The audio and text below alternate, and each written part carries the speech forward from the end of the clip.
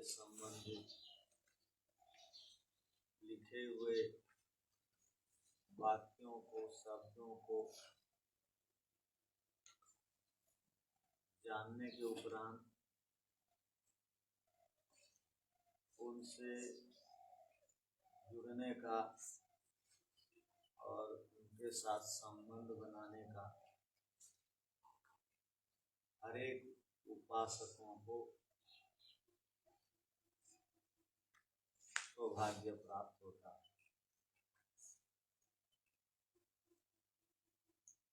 संसार की वस्तुओं की भी उपासना की जाती है। विद्वानों के पास बैठने को विद्वानों की उपासना कहते हैं, और जब भोजन के पास बैठते हैं तो भोजन की उपासना चल रही है। किंतु सबसे बड़ी उपासना ईश्वर की होनी चाहिए। अर्थात संसार में स्थित पदार्थों की अपेक्षा ईश्वर से हमारी अत्यधिक सामीप्यता होनी चाहिए। अर्थात बहुत अधिक श्रद्धा और निष्ठा, और सबसे अधिक यदि प्रिय पदार्थ,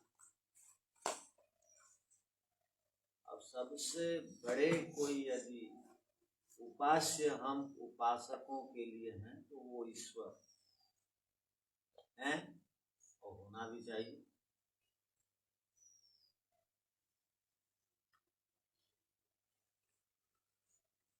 तो जब जब हम ईश्वर से संबंधित संबोधनों पर विचार करते हैं तब तब हमारी श्रद्धा और निष्ठा और ईश्वर के प्रति एक विशेष प्रकार की भावना बनती है। आज क्रम प्राप्त जिस शब्द पर हम विचार करेंगे वह शब्द है परमेश्वर व्यापक। तो एक साथ एक बड़ा शब्द है परमेश्वर व्यापक, सूक्ष्म अच्छेद्य है। तो हम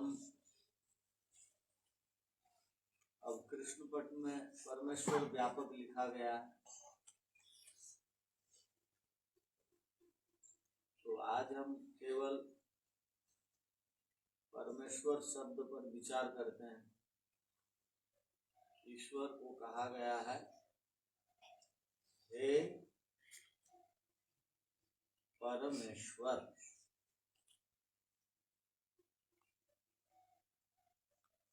वाणी से पुकारा जाता है। वाणी से पुकारने को, बोलने को संबोधन कहते हैं। तो हे परमेश्वर अर्थात भक्त अत्यंत निष्ठा और श्रद्धा के साथ ईश्वर को परमेश्वर कहता है। तो परमेश्वर का अर्थ क्या है? परम का अर्थ श्रेष्ठ है, और ईश्वर का अर्थ है सबसे श्रेष्ठ, जो ऐश्वर्य वाले हैं वो परमेश्वर है। अर्थात सबसे अधिक जिनके पास ऐश्वर्य है। और ईश्वर संसार में मालिकों को, स्वामियों को भी कहा जाता है।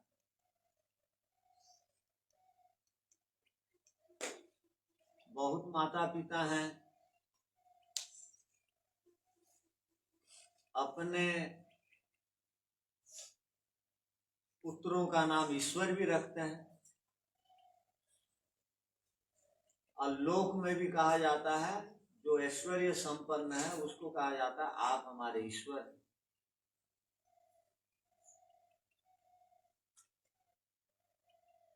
जैसे आजकल राजनीति फायदा के लिए कुछ लोग कहते हैं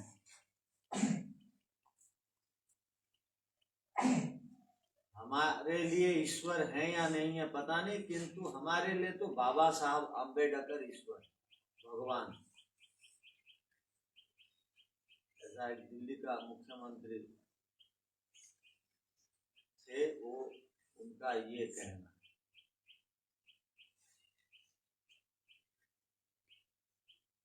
तो ईश्वर है या नहीं पता नहीं, किंतु हमारे लिए तो भगवान वही है। वो आईआईटी में पढ़ने वाले भी ऐसे बोलते हैं, जो अपने को बहुत बुद्धिमान मानते हैं। ईश्वर है या नहीं पता नहीं, किंतु हमारे लिए तो भगवान तो बाबा साहब अम्बेडकर।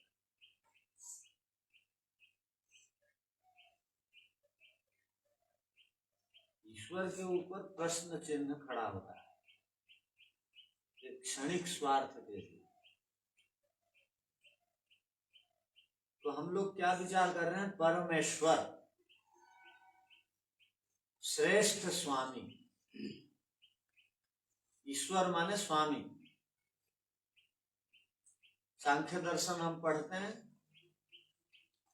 तो ब्रह्मचारियों में से किसको सांख्य दर्शन याद है? अच्छा, इसको याद है। तो पंचम अध्याय का चतुर्थ या पंचम सूत्र क्या है? लौकिक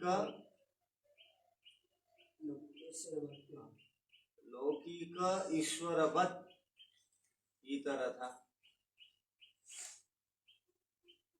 ठीक है, पंचम अध्याय में कहा गया है कि लोक में भी जो मालिक होते हैं, स्वामी हैं, उनको ईश्वर कहा जाता है। ये सूत्र हमारे लिए प्रमाण है, ध्यान रखने की आवश्यकता है। लोक माने संसार। संसार में मनुष्यों में भी जो मनुष्यों में ऐश्वर्य संपन्न है, ज्ञान से, विवेक से, बुद्धि से, धन से, संपत्ति से, उनको ईश्वर कह दिया जाता है।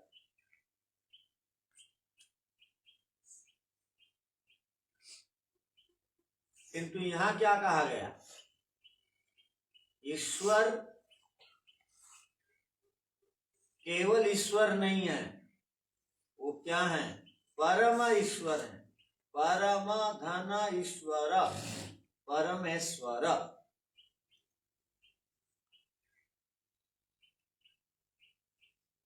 ईश्वर परमेश्वर हैं,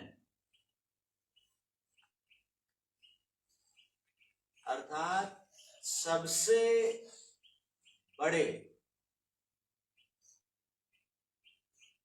ईश्वर हैं। अर्थात सभी ऐश्वर्यशालियों की अपेक्षा से बड़े ऐश्वर्यशाली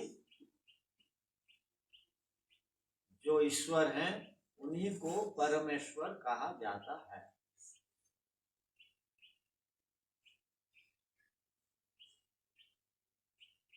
लोक में अर्थात संसार में व्यक्ति गुणों से,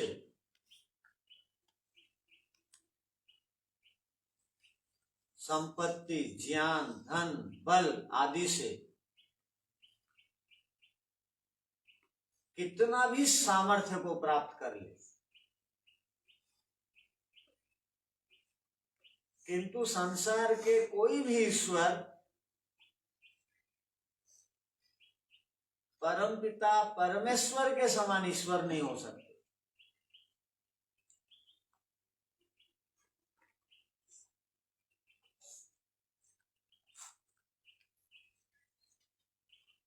श्वेताश्वतर उपनिषद में जो शुद्ध शुक्ल कर्म करते हैं, अर्थात जो कलंकित जीवन नहीं जीते, उनको श्वेत कहा जाता है। श्वेत माने संस्कृत में क्या है? ऐसा श्वेत वर्णस्य, इसका अर्थ क्या हुआ? सफेद वर्ण का है। तो जिनका चित्त बिल्कुल निर्मल हो जाता है, श्वेत हो जाता है, अर्थात रजोगुण तमोगुण नहीं रहता जिनके चित्त में, वो क्या कहते हैं? तो श्वेताश्वेतर उपनिषद के ऋषि कहते हैं ईश्वर को समझना है। ईश्वर को समझाने के लिए वो 6th अध्याय में कहते हैं क्या? केवल ईश्वर को समझाने के लिए एक महत्वपूर्ण वहां पर कई श्लोक हैं। उन श्लोकों में से केवल सीधा सीधा जो है ईश्वर से जुड़ा हुआ, ईश्वर शब्द से, वो श्लोक है तमेश्वराणाम परमं महेश्वरम तम देवतानां परमं च दैवतम्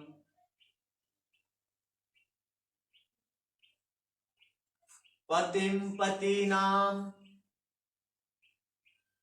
परमं परस्तात् विदाम देवं भुवनेश्वमीड्यम्।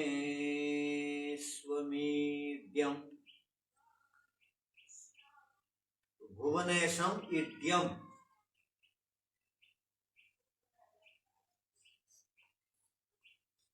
यहाँ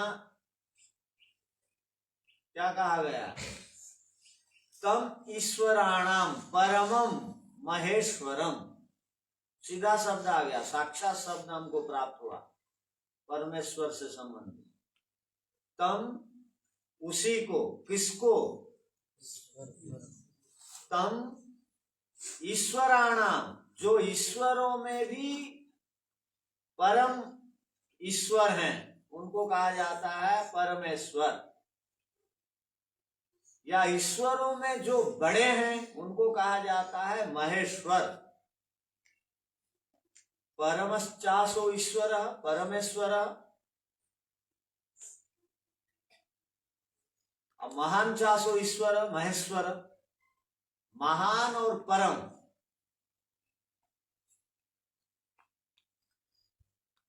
तो यहाँ ईश्वर की उपासना से संबंधित प्रकरण चल रहा है। इस श्लोक से पहले एक बड़ी बात बताई गई, क्या? सवृक्ष कालाकृति भी परो अन्यो,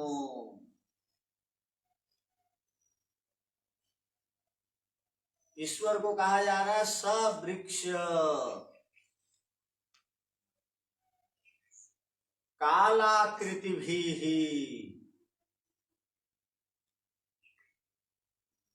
अर्थात वृक्ष कहते हैं प्रकृति को, संसार को। ईश्वर कैसे हैं? तो कहा वो संसार रूपक वृक्ष को बनाने वाले।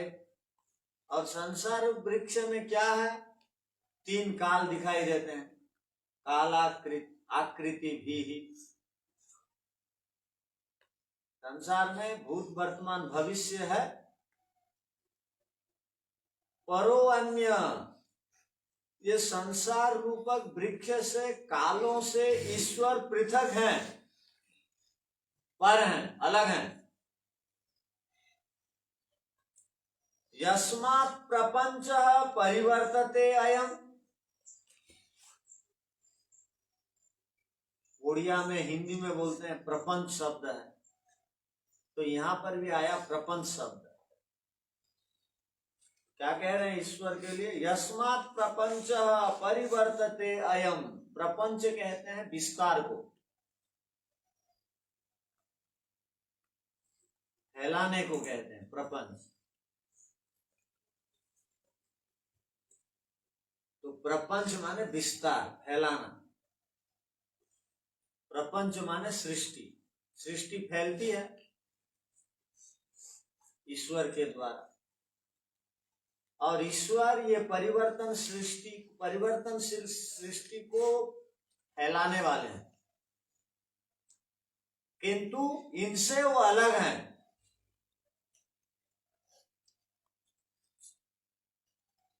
जैसे हम लोग अर्थात हम जीवात्मा गण गुरुकुल में रहते हैं और गुरुकुल में जो भी उतार चढ़ाव होते रहता है उससे हम प्रभावित होते रहते हैं।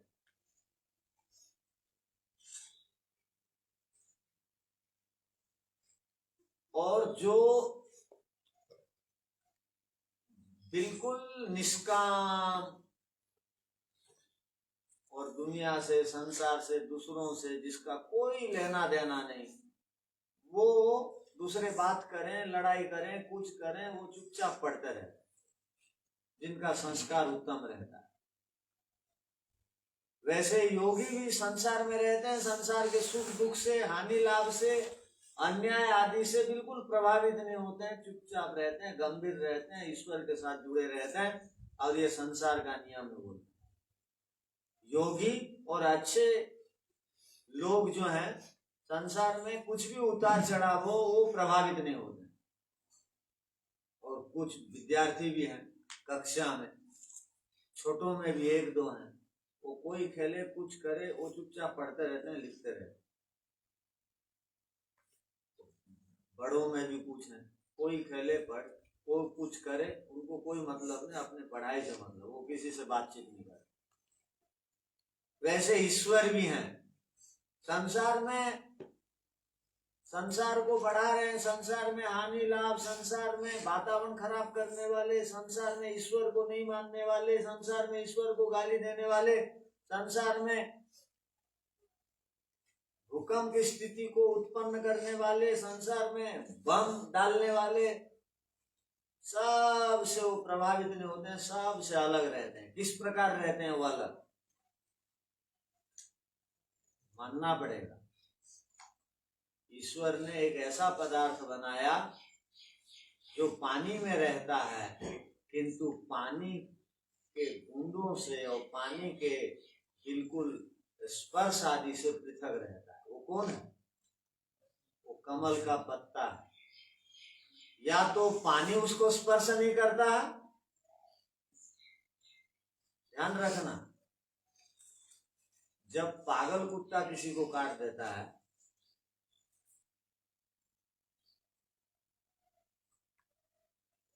तो पागल कुत्ता काट देने से चिकित्सा नहीं कराने पर प्राण हानि होने की संभावना रहती है और उसको एक समस्या होती है, वो पानी को देखते भयभीत होता है और चिल्लाता है, पानी में घुसना नहीं चाहता।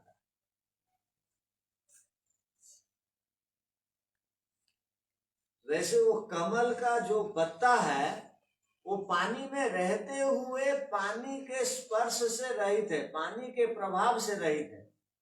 वैसे ईश्वर संसार में रहते हुए वो अत्यंत सूक्ष्म है।